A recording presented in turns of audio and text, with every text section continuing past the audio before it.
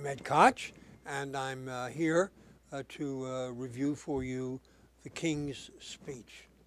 The movie is a really good movie, unusual, even though every aspect of it is known by the audience. It relates to the two sons of King George, I think he was King George V, who are in line for the throne, and Edward, Duke of Windsor, was the one who you may recall, and he was played by Guy Pearce.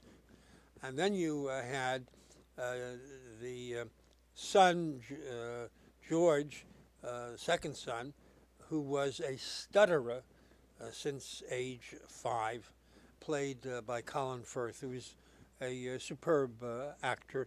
This is probably one of his major roles.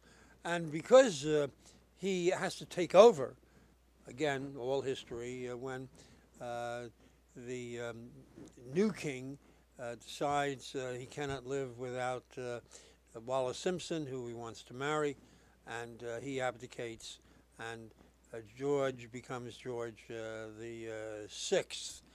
He, with his speech problem, seeks help.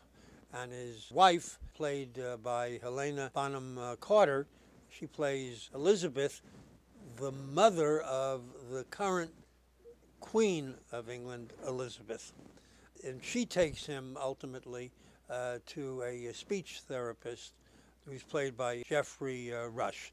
Now, let me tell you an inside aspect of it. When I ran for mayor, some of the people in my campaign said, we think that you could do a better job with a speech therapist who could make you sound better. I said, if that's what it takes to be mayor, let's find that person. And we did find such a person. And when I was in her office, she would do ooh, ooh, ooh, ooh, and I did it perfectly. As soon as I left the office, I went back to ooh, ooh. Not so good. And then it dawned on me, we hadn't said this has to be very confidential. I'm running for mayor.